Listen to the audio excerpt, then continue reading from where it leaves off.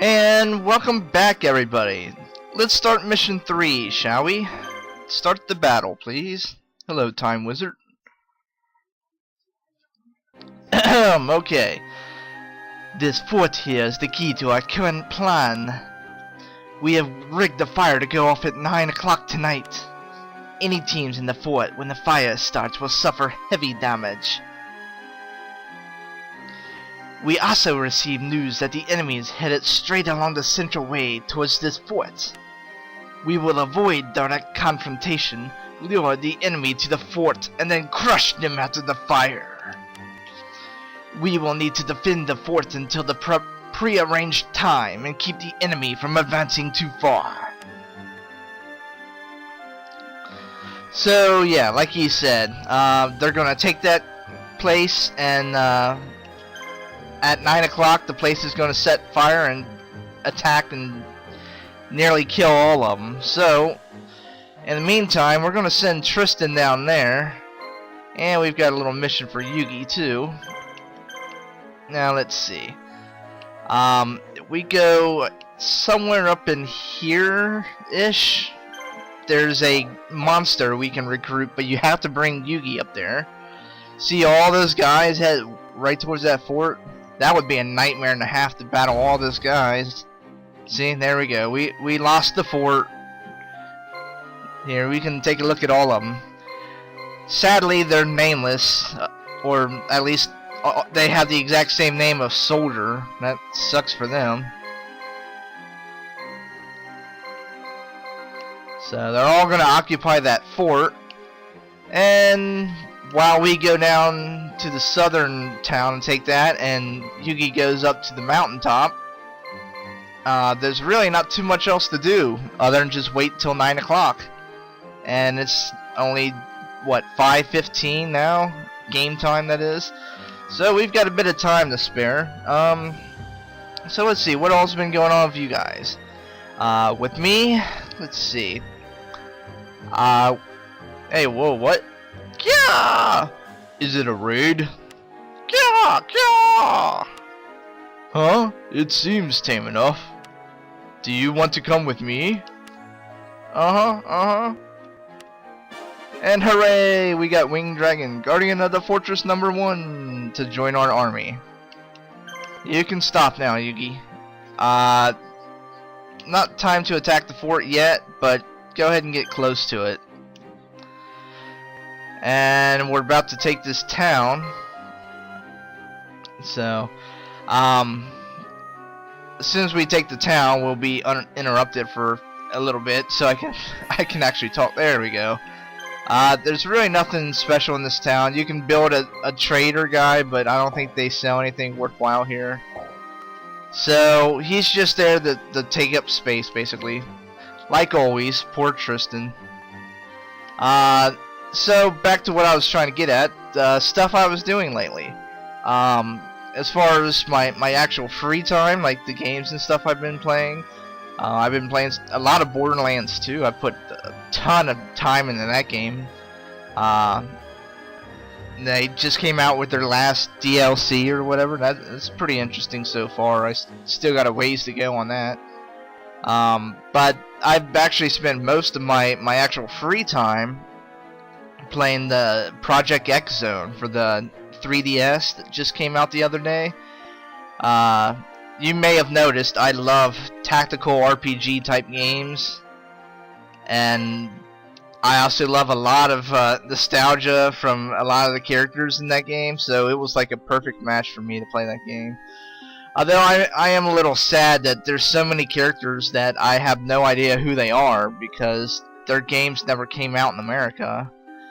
And so unless I can somehow learn to read Japanese, then or find a translation out there, there's really no point in getting to know these characters, or at least some of them, and a few others that are actually from American games that they seem interesting characters enough to where I'm like, maybe I overlooked this game and I should go back and check it out sometime for a few of them. But oh man, there's so many different characters in that game. I mean, you've got shoot, you got Dot Hack characters, you got Mega Man X characters, you got Tron Bonne in there, you've got Tales of Vesperia characters, you've got Xenosaga characters, which is like my favorite game of all time. You've got Dead Rising, Resident Evil. Just there's so many of them that I can't even think of all of them off the top of my head. But there's a ton of characters, and so if you're into that kind of thing, it's a fun game. The storyline's kind of meh, but you know, I mean, what kind of storyline can they write to make all these characters actually make sense when they meet each other? Right, so anyway, it's getting on towards 9 o'clock. This stupid slow game time. So it's almost time to burn the city with fire. Burn! Burn! Burn it with fire, everyone! Here we go. It's almost time. Yay! We burned the city with fire, killing all those civilians and animals while at the same time attacking the enemy. And with that, let's go take the fort. Now everything is almost dead, so we'll be able to crush them quickly. Another thing I should mention is all that stuff I bought in the last part, those items, I equipped those on my characters, so a lot of my guys are considerably more powerful. Sadly, Kuribo is not one of them. Kuribo is still by far my weakest guy. And you might be like, well, if he's so weak, why don't you just replace him with one of the new guys you just got? And, you know, you would think that'd be a good decision, but really, there's a very good reason why I want to keep Kuribo, other than just, you know, he's kind of like the mascot, kind of like how Pikachu's the mascot of Pokemon. Everyone kind of wants a Pikachu just because of that. I mean, really, Pikachu or even Raichu isn't anywhere near the best electric type these days, so... See, look at that, we just crushed him. Anyway, Kuribo will eventually gain a certain item that will make him far more useful, and I better level him up now so that when he gets that item, he'll be formidable. Anyway, see how those guys were going to that southern town? That's why we went down and had Tristan take that place. Okay, Kuribo. Attack that. Whoops. Attack that guy. Fear my needle dandruff. And you couldn't even kill him with. Oi. Kuribo.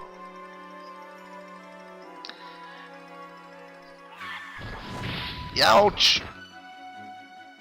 Wow, they're almost going to kill Kuribo. What's up with that? Attack this guy. See, look at that. I'm doing over 400 damage now with the Celtic Guardian. And that's way more powerful than I was before. Excuse me. Ow, almost 500 damage with him. Wow. Good old Silverfang. And I actually intend to replace Silverfang as soon as I get Summon Skull. I'll move Silverfang into some other army, I'm sure. Hey, look at that. We gained some levels, and Yugi gained some abilities. We're still fighting this town. There's still somebody left in there. Jeez.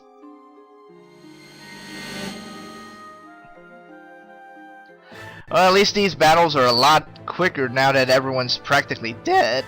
Dead? Man, my stupid voice. Heal yourself, Kuribo. It's about the only thing you can do. You can't even kill a weakened enemy. Let's see. Attack the penguin soldier, please. I hate how it kind of stutters a little bit on some of the animations. That's probably just an emulator thing, but I'm still working towards getting an actual capture card. I've mentioned it before a couple times when I was doing a live stream. What I did way back around the end of March was I got the monetized thing from YouTube to where they put ads on your stuff and you make like 60% of the revenue. And so the goal is to eventually make enough money off of that, which really isn't much, but to make enough money off of that to get a nice capture card and be able to play console games and not have to do everything through emulation. Yeah, these guys, we'll just wait on them to come. Wait, they turned around. They were going to attack Tristan, but I guess they didn't like that I took the fort.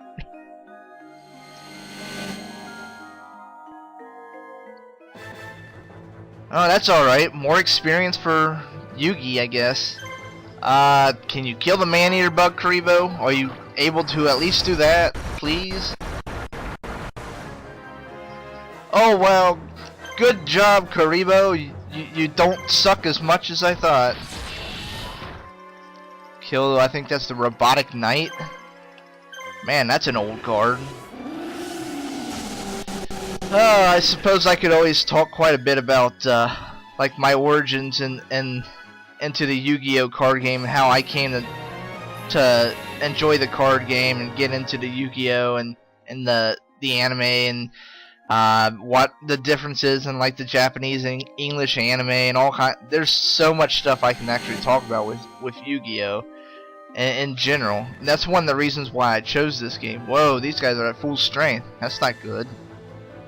Why don't you defend? Let's see.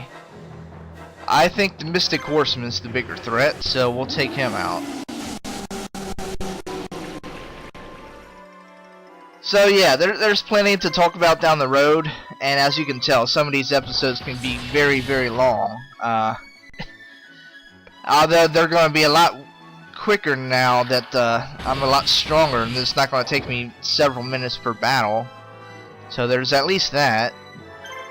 At least in the short term. They will get stronger, but you'll also get stronger stuff too. So another thing you can do actually is, while you can't go back and redo old missions to grind, what you can do is you can like play this level and kill everybody except for one guy, and then purposely like send Yugi to die, and you'll end up losing the battle and have to replay the whole thing, except you keep everything that you did. So it's a kind of cheesy way to level grind. So you can actually do that, and you really don't need to. Although I might do something like that at some point, just to kind of make my guys more powerful when I go to actually record, so that it doesn't take like forever for some of these battles. We'll just see. We'll see how long it's going to take. I'll try and keep things brief, because like I said, these can take a long time. These guys were at full strength, but so it took me longer to kill them. But it would have taken me at least twice as long had I not equipped those items on my guys. There. We still got some more pricks coming after us. I was kind of hoping they'd go down and fight Tristan so he could get some experience points, but whatever. We'll just power level Yugi's group. Some of his monsters will be given to other teams anyway once I get better replacements. Let's see. Can you kill this guy, please? The Rocket Warrior. I remember that card. It's really not that good of a card. It's back in the day, it was pretty decent. Back, you know, when it was new. But of course, nowadays, nobody would want to actually put that card in their deck. Of course, now the card game's really weird, and they got all kinds of... They got probably a good 10,000 plus cards, not counting the Japanese cards. and you know they just come out with more and more crazy, overpowered stuff in the game. From that Yu-Gi-Oh! Zexal now, they've got these black cards that you can summon through like having two guys with the same level or some crap. And you know, way back in the day, like around this time, maybe a little after when this game came out, I remember one of my favorite decks was actually to make it like a fusion themed deck where you actually like use polymerization or whatever. And back at that time, they didn't have restrictions on how many cards in your fusion deck or whatever. So I had like, it is kind of silly to think about it, but I must have had 25 or so fusion monsters, and I had so many different like ways to fuse them. It was a fun deck to use, although it wasn't exactly the most competitive deck. But of course, they shot that to hell. I mean, nobody wants to use those cards now. Hey, who are you, guy? What voice should I give him? You've done it now, rebels! I'm going to finish every last one of you! What's this guy's name? Granis? Hey, we get some boss music, kinda. Let's see. Defend! These guys look pretty powerful. We'll attack the guy in the middle. Is that Zanky, I think? Wild Sonic Storm attack! Look at that. Oh yeah, that's right. These guys have blue medicine. Aye. That's another thing we're gonna have to start dealing with more.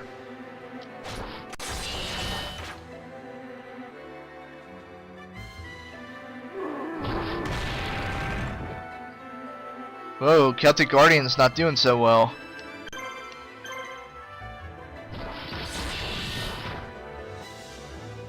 Oh wow, that almost killed him. Let's see, the red medicine can fully heal. The blue medicine only heals like a certain amount. There you go, Celtic Guardian. Dave, as they like to call you. Yeah, we can finish him off at least. This will probably take 2 rounds to actually finish this battle. I might not actually have to speed anything up in this particular video because everything's gone so quickly with everyone being half dead, or at least most of the guys being half dead. Ah, crap. Of course I say that and then they start doing this junk.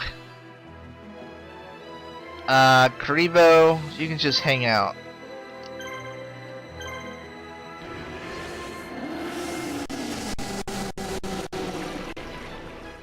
You freaking... I think that's Kanan the Sword Mistress.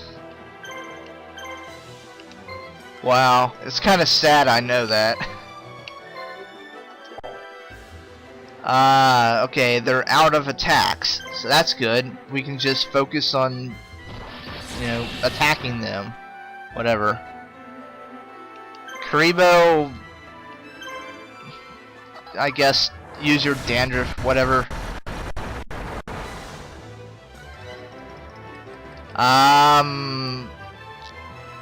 Attack him. Maybe I'll have Karibo finish off Kanan, the Sword Mistress.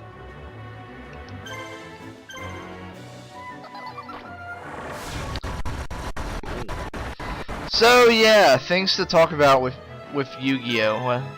We've only got a few more minutes left of this before I finish the battle and finish the mission as a result. But are you kidding me, Karibo? What the frick?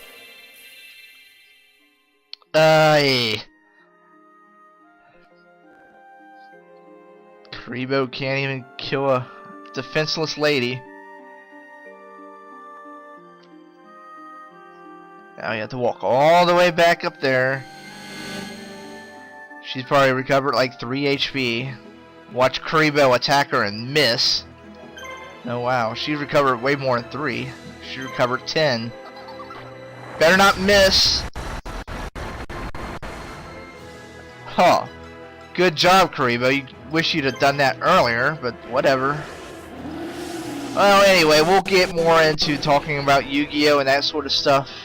I guess like as we go on, there'll be plenty of time. And I might try and do some other stuff to kind of spice things up in these videos, because they can be kind of long if I don't edit stuff out or whatever. Maybe have like some guest commentary at some points, or maybe do 1 or 2 episodes live stream like I did in a few other stuff. We'll just see. We'll see how it goes. Anyway, Telenos was liberated. Hooray! We got all that gold. Yay, I guess. But no items. But you're still hungry. Aww. Battle for Suknak, or yeah, that place. After the great victory on the Central Way, the only enemy forces left are those of Capula and that place. Realizing that he is at a disadvantage, he has fortified the defenses at the castle and hold up there. Yugi's forces are having difficulty breaking the defenses. Will they be able to take Suknak, that place, and free the island? You never know. Tune in next time. Same bat place, same bat channel. After we save the game. Alright, thanks for watching, and I'll see you guys in the next battle. Goodbye.